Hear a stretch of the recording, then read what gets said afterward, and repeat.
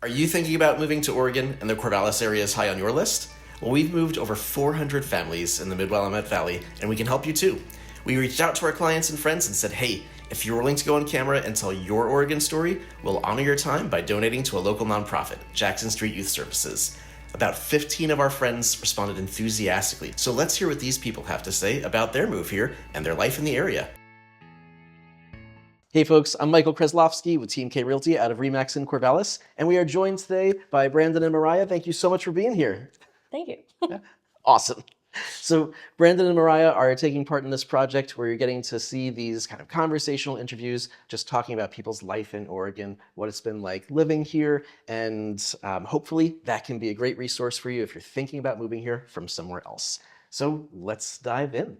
So guys, what is your story in terms of being Oregonians? Did you grow up here? Did you move here from somewhere else? How did this happen for you? We both grew up, we both lived in Oregon our whole lives. I grew up in St. Helens. I grew up in St. Helens in Hillsborough until I was about 8, and then I moved to St. Helens. Gotcha. Okay. And then we moved here both to go to school at OSU. So you were both OSU students? Yep. Okay, cool. So Noelle and I, our team, we met you after that when you were already young professionals. So I'm not even sure if I knew that off the top of my head. Yeah. So what was that like, if you don't mind starting there? What was it like being an OSU student? Would you recommend it to other people? Yeah. I thought it was good. Obviously, a lot of resources around the university. When we were in the dorms for our first year, because that's required for the freshmen, but we lived on 12th. Was it 12th and Harrison, I think? Maybe. Yeah. For most of college, and that was like just close enough to campus to walk, but not so close that things got too rowdy. So Sure. it was a pretty nice, relatively quiet area. One time somebody set a couch on fire on our street, though. I mean, sometimes you gotta. Yeah, it was after a game. That we probably didn't win. We were close enough to campus to see that, but nothing too crazy. But that was pretty enjoyable. Nice. When you were actually choosing universities, were you comparing Corvallis and OSU to other communities, or was it just like, this is where we're going to go? I was kind of between here and Portland State, and here was farther from home, but still close enough to visit family relatively easily. Okay. Yeah. Honestly, I didn't do too much thinking into it. I probably should have. I mostly, a couple of my best friends were coming here, and I was like, yeah, I don't really have anything in mind, like major-wise, so I'll come too. What did you each end up focusing your studies in? I mean, I know what you're doing now, but I don't know if that's a linear path. Yeah, the first couple years I didn't have anything picked out, and I eventually did human development and family sciences, and I enjoyed that. Nice. And I'm very vaguely related to doing that now. Not exactly. I'm one of those rare cases. I picked mechanical engineering at the very beginning, and I stuck through it, finished it in 4 years, and then went out and got a job in my field. Into the field. Do you guys mind sharing for the internet what you're doing professionally these days? Specific or general, whatever you're comfortable with. Yeah. I'm a design engineer at HP. They're like, I think I drove like 10 minutes to get here from work. Yeah. They're right in town. Yeah.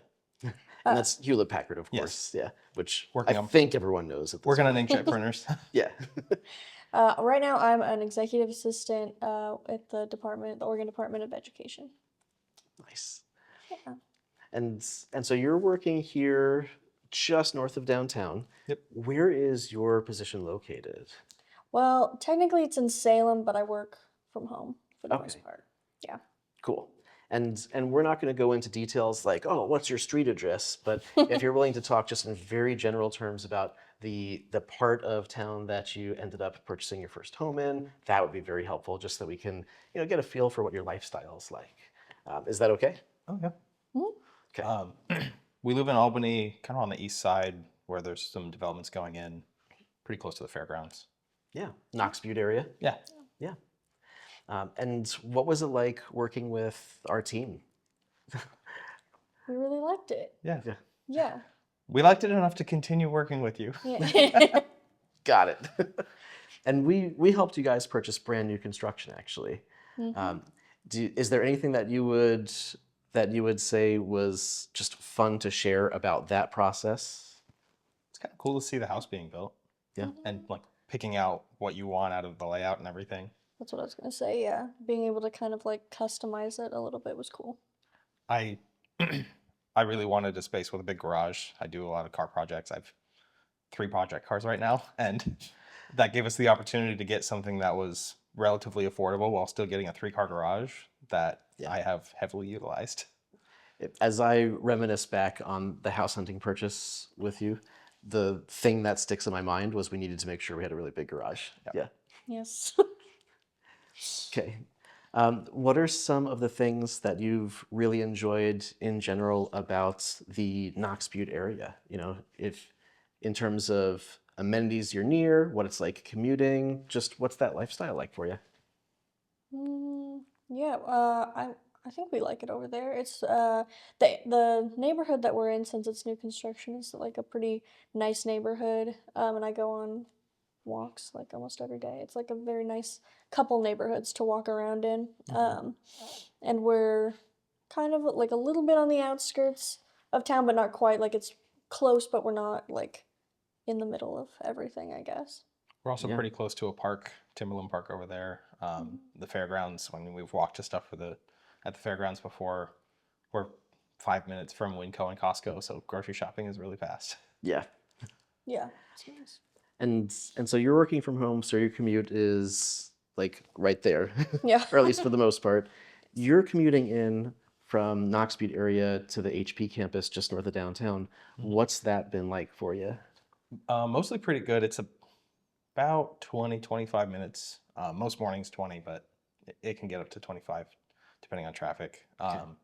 Coming home can be a little much. Sometimes coming into North Albany, there's that bridge over the river, and if it's like 4:30, 5 o'clock on a Friday afternoon, that'll get backed up pretty far. That's the bottleneck for traffic right there. And actually, I think that happens here in Corvallis too. Same river. thing. Yeah. You got to get over the river to get out of town. So that I guess that'd call that like the one gripe I have about it. But Sure. overall, it's fine. It's long enough to kind of disconnect yourself mentally as you drive home.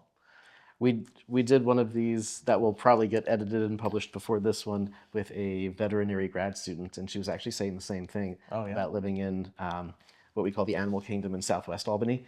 She was like, it's long enough that I feel like I can disconnect and know that I'm not at work anymore, and just be like, okay, now I'm just doing normal person stuff. It's like you get a podcast episode in. Yeah. Yeah, I do miss that about not I like working from home, but I do miss that a little bit, just having like the slight disconnect. She used to work at Habitat for Humanity over by Philomath Boulevard. Yeah. That's what I had in my mind from way back when. Yeah, I Okay. worked there for a while, but then I left that job. But yeah, that was also a good distance away, and I feel like I didn't get too caught up in traffic too much. Okay. Like there was a little bit, obviously, but Now, Mariah, I made the joke about how your commute is basically just walking over there, but do you commute to Salem from Albany occasionally? sometimes, yeah, like once or twice a month usually. So how does that go for you? Do you find that you have really easy access to I-5 and it's just hopping up, or is it inconvenient?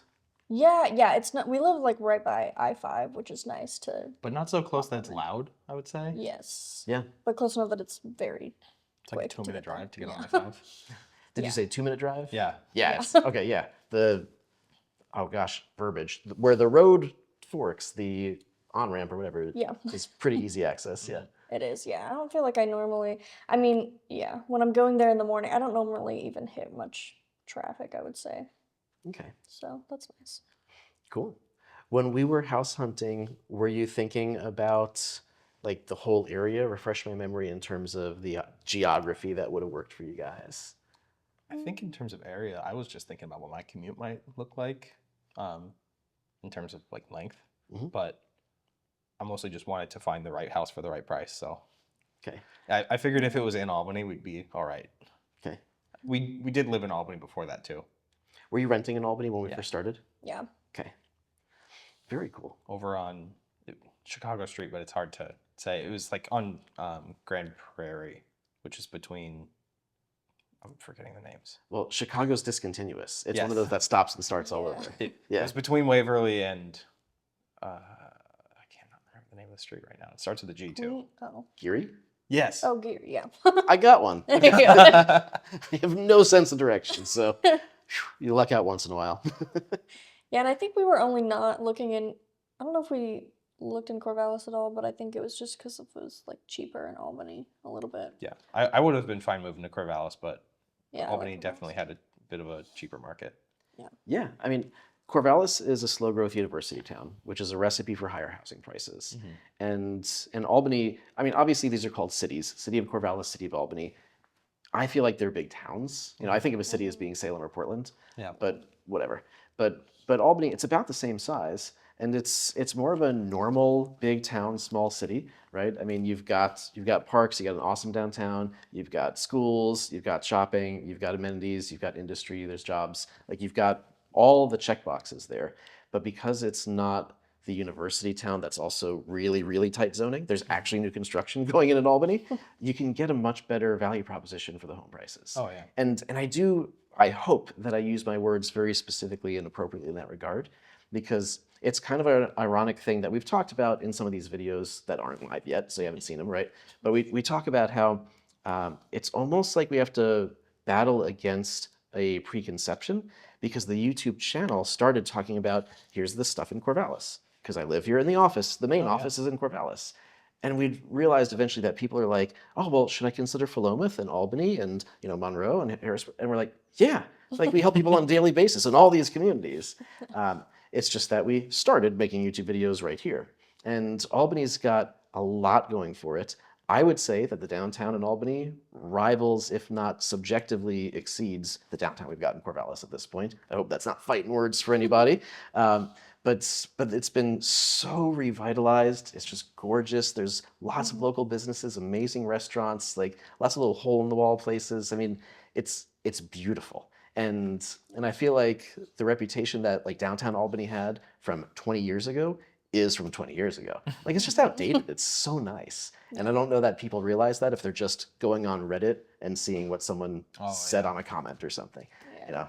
So yeah, there's a lot of value there and a lot of appeal. Yeah. Which is why it's fun to get to be a part of this. I mean, it's awesome to think that we helped you as first-time home buyers get new construction in the city of Albany. Okay. So, yeah. Yeah, I agree. I think the downtown's pretty nice over there. They just redid a park.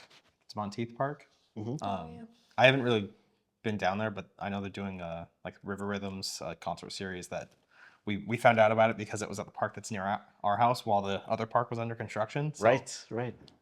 there's that. I mean, there's Margin Coffee that Mariah likes to go to a lot. We found a bakery down there. We've gone to the farmer's market a couple times. So tell us some more about some of your favorite haunts, right? Like in downtown or otherwise, you know, favorite parks, restaurants, just places that you would like to highlight for people who are thinking about moving here. First thing that's coming to mind for me is Brick and Mortar. Brick and Mortar Cafe Really good breakfast spot. Yeah. Excellent chicken and waffles there. for the win. Yeah. Yeah, and they have a little.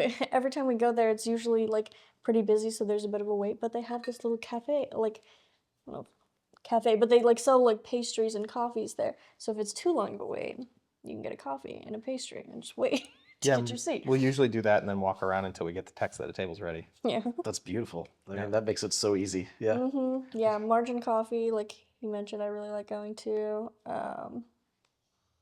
What's that one that we went to, the Sweet Red? Oh, Sweet Red Bistro. Red Bistro? Yeah, Noelle's really been good. telling me about Sweet Red, and I made an immediate note to hear you tell me about it too, so I could actually go there later. Yes. So that place is that like a breakfast or like more like a date place, or what's the vibe? See, it's more of kind of a date place. Yeah, Okay. it's.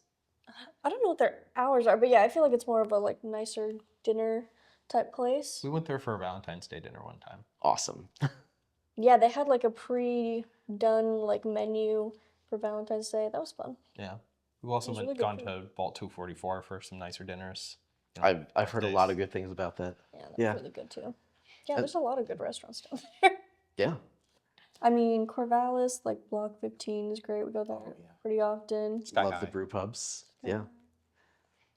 Those are also the spots that we go to for happy hour with everybody from work. Oh, totally. Yeah. Yeah. When I- Well, that's in Albany again, but Pizza More. I haven't been to Pizza More. It's very good pizza. Every time my parents visit, my dad insists on getting pizza more. Nice. The barn is really good though. Oh, Barn at Hickory Station. Yeah. All right, I'm talking too much. Tell us about the barn. Yeah. The barn is one of those food truck pods, which I guess are popping up all over the place now.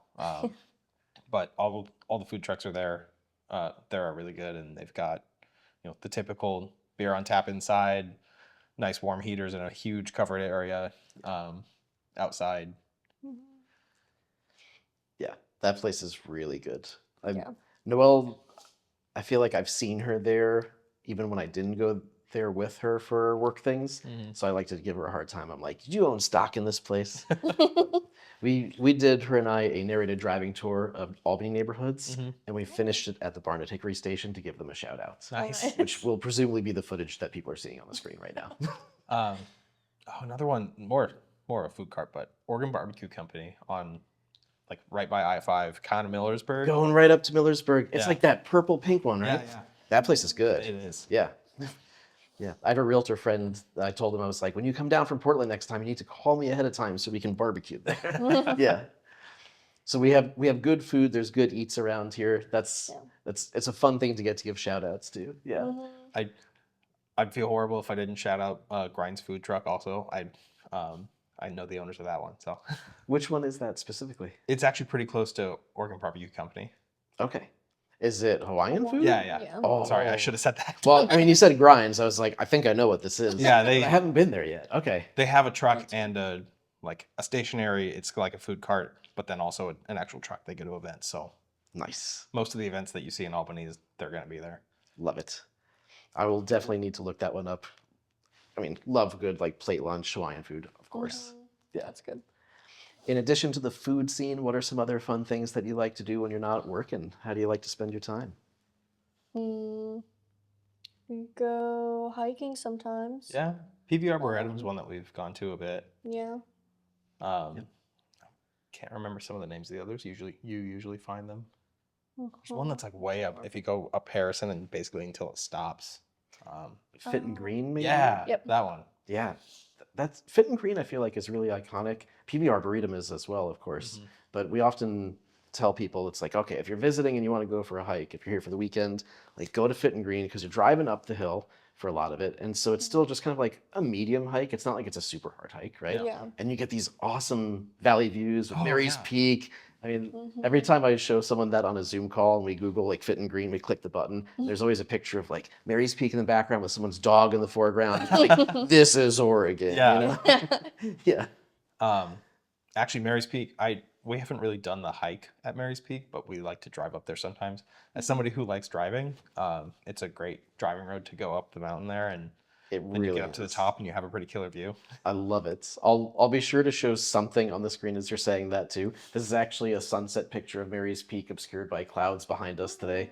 I've just been putting a fun drone picture of the day because that's my little micro hobby is sunset pictures of Mary's Peak. Why not? Yeah. But yeah, Mary's Peak is a great place to take a picnic. So talk about getting a food cart and then bringing a lunch up there.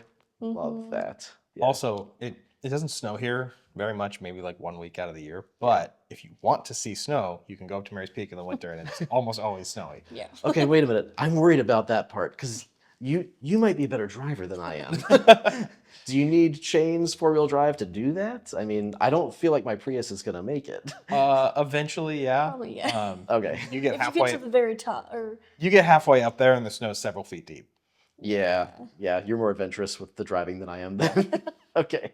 Just to make sure that we don't set an unrealistic expectation for someone's grandma in a rental car or something. I don't know. Don't And drive there's above your usually- ability. they usually have there's a gate. I feel like at some point that's Yeah, you're right. stop going up here. Stop going up here. Yeah. Nice. Now that is a really fun spot to go to. There's a lot of things like that we call them Oregon outings, where it's if you want to just go for a drive on a weekend and go to this place, that would be one of them. Which is a great segue there to what are some fun places you like to explore with Mary's Peak kicking off that list, Okay, not exactly Oregon, but we did do an overnighter to the Redwoods one day. Sure. What is it? Labor Day weekend? Memorial Day weekend? Labor Day weekend. I get them mixed up. Some weekends. Oh, yeah. But yeah, we Labor Day weekend this year, we started at home. We drove to Newport, got breakfast, then drove down the coast all the way down to Klamath to the Redwoods, stayed the night there, and then drove back up. And I mean, all of it in a convertible. And it was a pretty gorgeous drive the whole way. Oh my gosh. I mean, But that, like that it's would accessible be. to do that. We were driving the whole day, but it was very doable. Where did you stay when you went down to the Redwoods? I mean, how does that work if you're not camping? Like, There was a hotel in Klamath, Yeah. just Okay. like a Holiday Inn. okay, hmm very cool. Somehow we got a Holiday Inn on Labor Day weekend. Yeah. Yeah, they had some cute little like very small cabins that were close by that I thought seemed cool for not we were gonna go camping and then we didn't prepare at all and then we were like, seems like a lot of work, let's find a hotel. But the little cabins seemed like a good idea. If they were available, I would have got them. But Yeah, for context, it was like we booked camping that and hotel chasing. like 3 days before we left. It, Yeah. it sounds like this was spur of the moment, which Very. I well, gotta the say, camping trip wasn't us deciding to get a hotel was. Yeah. that was the spur of the moment. Okay. Yeah. No, that's awesome. I mean, that's, as you said, that's not an Oregon outing, right? Yeah. But I think it gives you an idea as to the accessibility of a completely different biome in that Yeah. regard. I mean, we've got some amazing temperate forests here, but when you think of the iconic redwoods, you did that in a weekend. Yeah. So that's really neat. Similar also this weekend, we started at home again in Albany, Mhm. drove up to Troutdale, through the gorge to Hood River, went to a museum out there, and then Hood River to the Dalles, down to Madras, stayed the night in Madras, and then came home. And that's talk about an even different biome. Totally. I just got back from, well, not Hood River, actually, Mount Hood. Mm-hmm. But yeah, Same went through area. the gorge. It's The beautiful. gorgeous. Yeah. Oh my God. Yeah. Really pretty. That's one of my favorite drives. What museum did you go to? I don't remember exactly the name, but it abbreviates to WAAM, WAAAM. Okay. It's antique airplanes and antique cars. It was like 2 hangars. Apparently, every second Saturday they have all the planes come out and fly, and all the cars come out and are driving around. Obviously, this is right What's up your the- alley. Oh yeah, which with that context, it was hilarious to see just about every plane leaking oil all over the floor. That's unfortunate. Yeah. It means they work. So that's actually really cool. There's and this might be very niche, but hey, I mean, there's places like that. There's Evergreen Air and Space Museum, right? There's this like blimp hangar near McMinnville where you can see these like really old like airships and stuff. Like there's some cool stuff along those lines in this area. Very cool. You know, I've got some footage that we haven't made a YouTube video out of yet. That's a visit to Evergreen Air and Space Museum because Noelle and I had a new construction inspection that was right by there. So we were like, we're bringing a GoPro. Why not? Like, Yeah. we're going to go play tourist, get lunch, and go to this home inspection. Yeah. And it's been on my phone for probably 2 years. So that I'll finish it soon. Yeah. Yeah. Yeah, another Tillamook cheese factory. It's Oh, very yeah. good. My wife and Could I, be a day trip, probably. it totally is. My wife and I have gone there to celebrate our anniversary. We were like, let's go for a drive and get ice cream. We should do that. Yeah. Yeah. Having the Tillamook factory is kind of cool, especially over the years. Like my job has taken me to Singapore several times now, and I've been surprised to see Tillamook stuff in Singapore or like across the country. Oh, so we should explain that a little bit more then. So we do have a video that's actually an Oregon outing to Tillamook, including, okay. of course, the dairy farm ice cream cheese place. But if people haven't seen that yet, we're talking about a dairy facility that is, I thought, regionally famous, apparently world famous I thought it was regionally famous too. for cheese and ice cream. I mean, it is actually worth a drive to go see. You know, it's fun. So you saw Tillamook products in Singapore. I haven't seen them in the grocery store, but I saw a delivery vehicle with the Tillamook logo on the side. Awesome. I think we've made it in life now. Oregon Yeah, is right? Yeah. Oregon has circumnavigated the whole globe. There I you also go. saw kettle chips there, which are made in Salem. Yep. And there was another one I can't remember right now, but There was also oh, something Bob's about- Red Mill. I saw that there too. Those are all Oregon companies. I verified it by looking at the back of the package. The Flour and Grain Company. Yeah. Good. No, that was- Very cool. There was also something about the Tillamook cheese factory had like the world's or country's best cheese or something like white believe it. cheddar was like some kind of world's best cheese. maybe country. I- Somebody's best cheese. I really hope that they did an ad campaign for that was like white cheddar, gold medal or something. Yeah. That would be awesome. Yeah. Yeah. I'll see if I can find that to put it on the screen for this as well. Yeah. These might sound like random things, but they're so fun to have access to just go take a day trip and go be a tourist in your own state. And there's a lot of Oh, yeah. different places to go.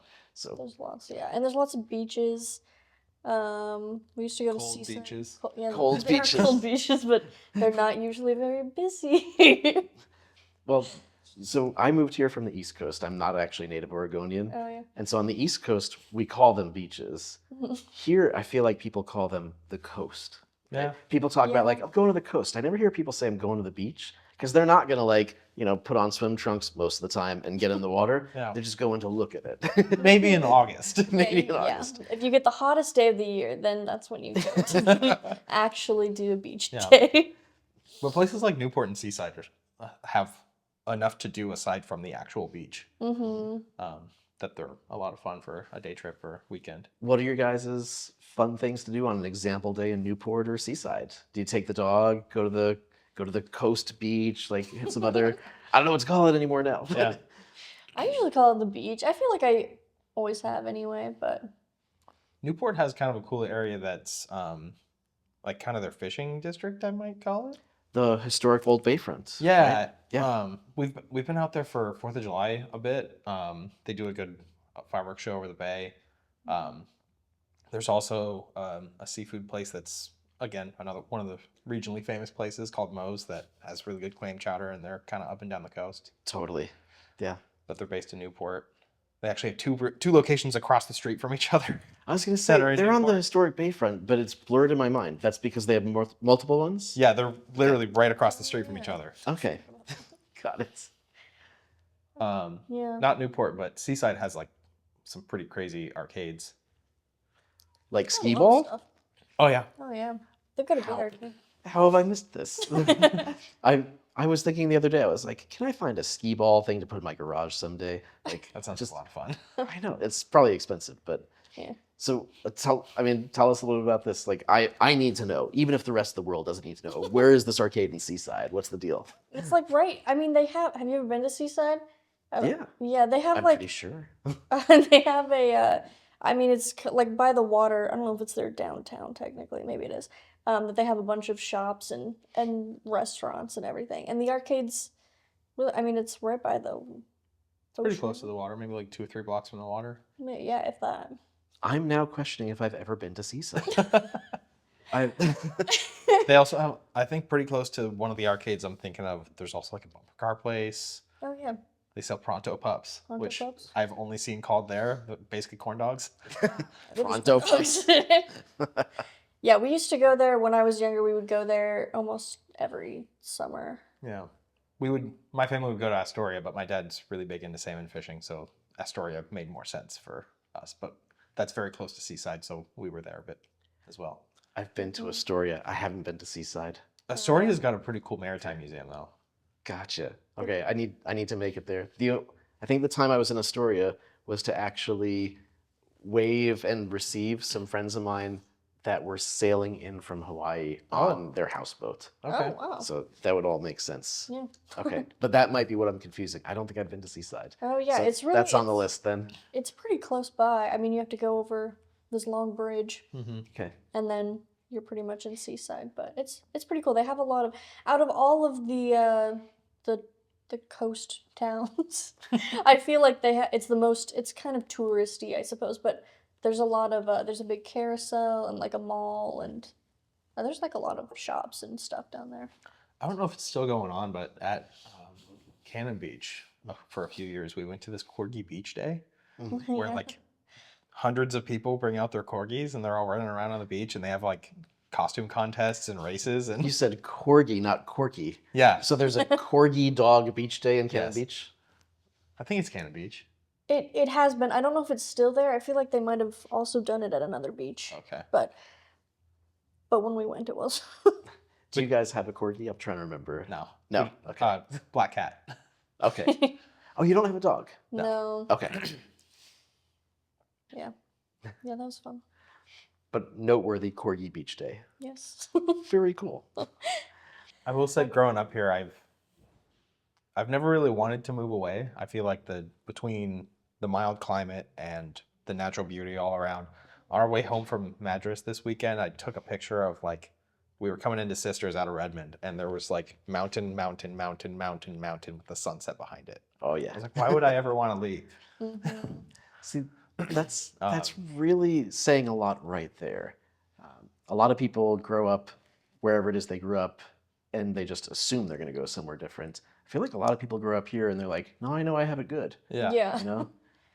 Yeah, no, there's not like, I mean, I haven't necessarily considered going anywhere else, but if I think about it, I'm like, I don't know where I'd want to go. Like, I really like it here. I mean, that Make sure you're okay with it being gray a lot of the year. Yeah. let's talk. I was going to say, let's talk about the weather. I mean, paradise is subjective.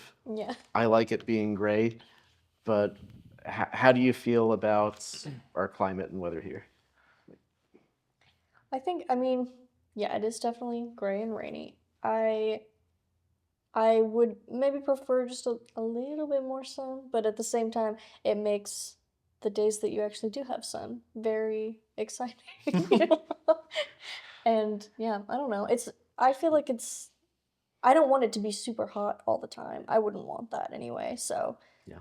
it doesn't bother me that it's not warmer. I feel like we have a good amount of like different seasons. We don't really have a strong like snowy wintry season, but I mean, you do have the different seasons. It's been below freezing for a week or two now, and Yeah. is looking to continue for at least another week. But Yeah, as we're recording this, we're in one of those times where the skies have been pretty clear. Like it hasn't been super cloudy and rainy lately, so it feels like it'll warm up during the day, but then at night that heat is gone. yeah, So when it's more overcast and rainy, it actually stays more. I don't want to say warm because it's not like it's 70 degrees, but Yeah. but it stays warmer during the day and the night. Yeah. Yeah. which I think happens every year, but not maybe for as long as I feel like it has this year. Like Okay. it's been pretty cold around in like the 20s, 30s, but I feel like most of the winter it's usually in maybe the 40s, which is a little more tolerable. Totally. In fact, here's a benchmark in my own life. My favorite pastime is dressing inappropriately for the weather. I mean, I just like take pride in wearing shorts and a t-shirt if I'm taking the trash out. I'll do Like, that too. I don't care if the neighbors think I'm crazy. Whatever. Like, I actually wore a jacket yesterday and today. Wow. Like a legit, like it's kind of puffy jacket from Columbia. I was like, this is in my closet for years. I've never worn it. It was 20 degrees out or 25 last night or something like that. I'm like, maybe I'll dress warm this morning. And I was Yeah. like, oh, this is really nice, But yeah, that has been this week. Yeah. Yeah. Yeah, I feel like it's like a classic Oregon outfit to have like shorts and like a sweatshirt on because it's like almost warm but like not quite. Shorts and a sweatshirt. Yeah. Yes. That's classic like beginning of summer or spring kind of weather, Yeah. at least I feel like. Yeah. Do you feel like it rains too much here? I mean, I don't think it's as rainy as people might characterize it as, but it is definitely like gray because it's often cloudy and there might be light rain, but it's not like it's downpour all the time. Yeah, and I don't even feel like, because I feel like people say that about like the Seattle area too, and what I've heard from them is that it's very drizzly, just always, like all the time. And I don't feel like it's like that here. It like rains a decent amount, but it's not like constantly raining or anything. I totally agree. I don't feel like it's oppressive here. I feel like there's a reputation that's not necessarily the reality. Mm-hmm. Yeah. But no bones about it. It's definitely overcast a lot, Yeah. which I love, but not everyone does. Yeah. I moved here from Florida. I don't know if you know Oh that. man, I mean, I am not a sun person. I was just like instant skin cancer out there. So I like the weather we have here. I have also known people to take vitamin D supplements though. Yeah. Yeah. That's come up a couple times in these conversations. Yeah. Yeah. I do. It's also not. It's like not very humid here either. Like I'm sure in Florida you would have. and, That's a great point. and it's also Yeah. not like too dry though. I feel like I don't know. It's like a good. Our summers here, we do have some days that'll like triple digit, and you're like, whoa, it is legitimately hot right now. Mhm. But it's not hot and humid when Yeah. it gets hot. Yeah. I didn't know how bad humidity could get until I was like 20 and I visited a friend in Oklahoma. And Oklahoma Yeah. is hot and humid. Oh yeah, In September, it was rough. that's right. They have like tornado season and everything there too, right? Yeah. I'm now remembering this. Which we don't have here. We have some like client friends that live right near my house actually, and before they got keys to their house, I remember them texting me pictures from Oklahoma, and it was like texting pictures of the weather map, and I was like, "What?" Yeah. So we're not trying to bash Oklahoma, but you're right. I'm realizing the comparison there. Yeah. One thing that I really haven't liked, that's kind of gotten worse over the last few years, is the wildfire season. Okay. When I was growing up, I feel like that was a thing I heard about maybe in like California, but it's gotten closer and closer. I know up in the gorge there was some fires a few years ago. I got last summer, was it last summer? Maybe the summer before. I got a notification that there was a fire in our county, which was kind of scary. It was on the other side of the county, but still like, oh man, that's close to home. Literally close to home. Gotcha. Yeah. The fire season in the 15, 16 years that I've lived here, I feel like has gone from like, oh, maybe there's an occasional like day where I can smell some smoke blowing in from somewhere else. Yeah. So like, yeah, every summer there's going to be some time where that comes in. That being said, just for big picture perspective, not to disagree with what you just said at all, we do move people here frequently to get away from more dangerous places. Oh, I'm sure Yeah. it's worse in other places, but it's worse to me than it used to be. It used to be. Yeah. Um, So speaking of kind of that and dovetailing back with the temperatures, do you guys have an air conditioning system in your house? Yeah. You do. Okay. Because what I'm thinking as I ask you that question is like we still call AC like a prudent upgrade more than like an absolute necessity. Do you agree with that? Was it a no-brainer when you guys were getting your house built? I don't remember. Were you like, oh yeah, we're definitely putting an AC in, or did you do it later? It was a no-brainer. I can tell you a story of how we started with our air conditioning. So our place in Corvallis when we were in college, it was a house built in like the 40s or something. Maybe it was the 20s. And it was converted to apartments at some point. That sounds like a college rental. Yeah. Yeah. And it was our first, let's see. Yeah, it was our first summer staying in Corvallis. I grew up with air conditioning. I don't think Mariah did. And we toughed it out for about as long as I think we could. Got to maybe July before there was one day we were just kind of like splayed out on the floor in the living room. And we're like, we need to go somewhere. We went to Fred Meyer just to have a place to sit. And we just like sat at the Starbucks in Fred Meyer. And I was looking down and I saw a stack of air conditioners. And I walked down and I bought one. The window unit. Yeah. Okay. And after that, we were like, we're not going without air conditioning anymore. Okay. That said, I grew up in a house where we put the AC down to like 60, 65 when we all went to sleep. So I grew up in a pretty cold house. Gotcha. Yeah, I never had AC, but it gets pretty miserable in the summer, I think. Yeah. We don't have a ton of hot weather, but like in the summer it does get pretty hot for a little while. And I think it's rough without AC.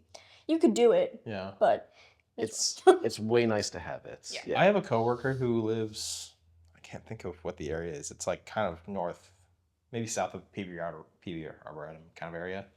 But he's like in the woods and he doesn't have AC, and he says it's like a couple days a year that it really seems like they wish they had it, and he's like, it's just not worth it for us. But again, they're in the woods, so they've got a lot of tree cover. Yeah. I think pretty much everywhere we've lived has been kind of exposed.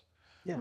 So we've got AC in our house, and now that we've got it, it's on all summer. I just set it to 70 and I just forget about it for a few months. Same. And I didn't think it was going to be like that. I was like, oh, yeah, this will be nice to have when it's hot. But now that we've got it, it's like, no, it's just on all the time. Yeah. So cool. I appreciate you sharing candidly your thoughts on all this, so because we want people to make informed decisions. And all these, again, paradise is subjective. All these things are different depending on what you're comparing it to. yeah.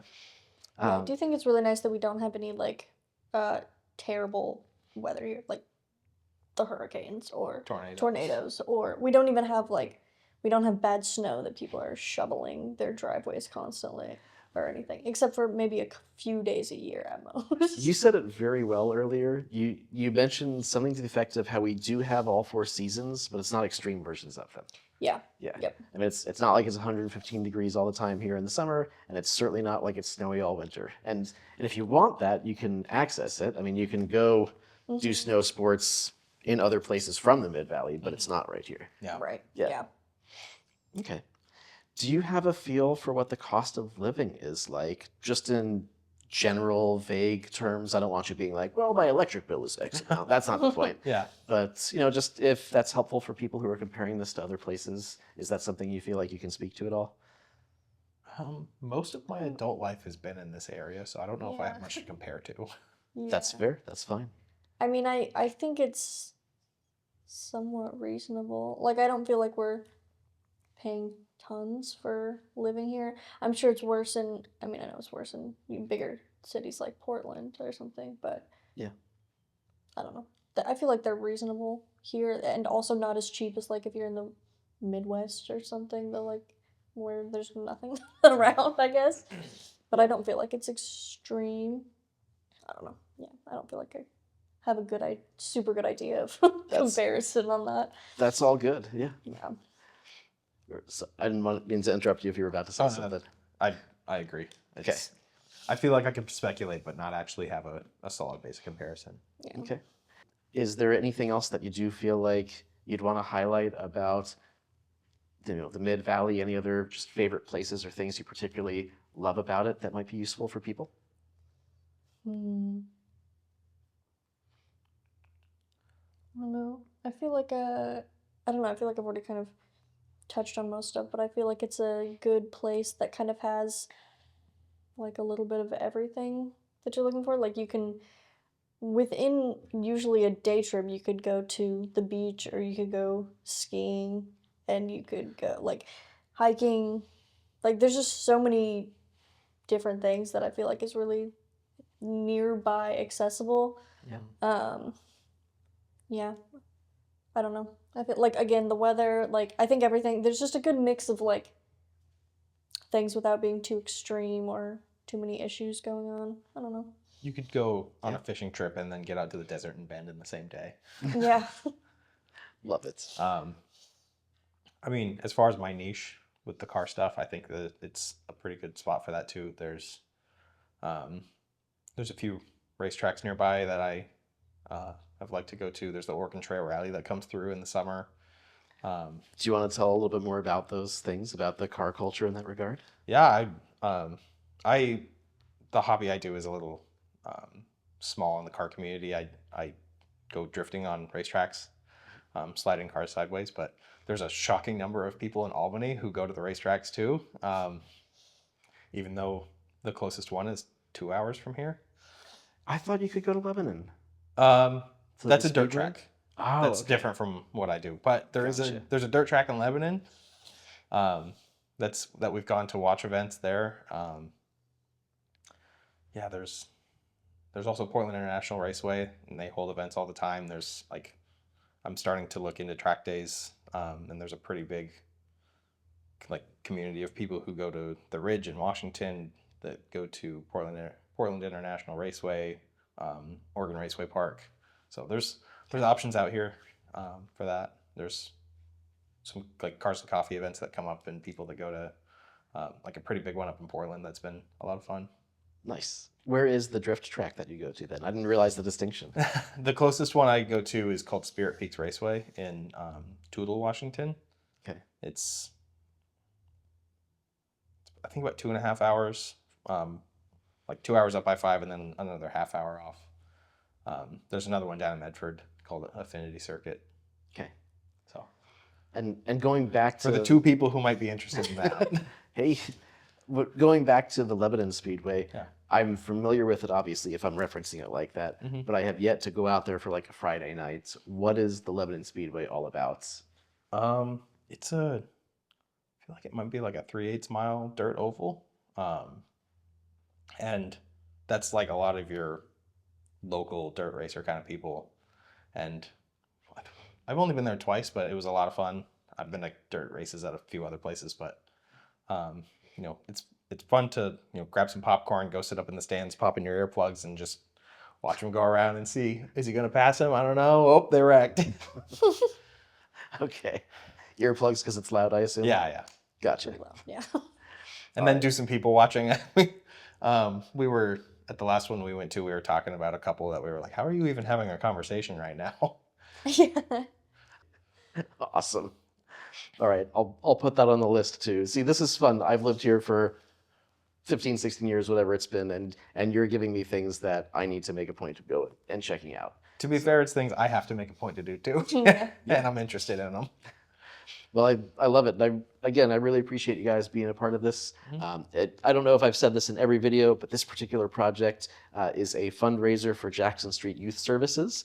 And so for every one of these videos that we get to do with some of our clients and friends, we're making a donation on their behalf to Jackson Street Youth Services, which is just a really fun way to incentivize people to actually be willing to come on camera, because obviously that makes a lot of people nervous, right? We got like lights and microphones and all that stuff, and it's like, oh, you want me to say what? So thank you for being up, for taking time out of your day to come do this, share your experience with other people about your life in Oregon, and be raising awareness and money for a local nonprofit in the process. I really appreciate you taking time out of your day. So, no problem. And folks, as always, what we actually do here for a living is not make YouTube videos. This channel's not monetized, probably never will be, but we help people buy and sell homes, and that's how we got to connect with Mariah and Brandon here. So if we can ever be a resource for you, it doesn't have to just be because you want to buy a house. Let us know if we can help you out, talk with you, and help you pre-plan a visit, that sort of thing. We're never too busy for you. Contact info is at the end, and we really appreciate you doing the normal YouTube stuff. Hit subscribe so you don't miss the other videos. So thank you both again. And thank you for checking this out. And as we say, bye for now.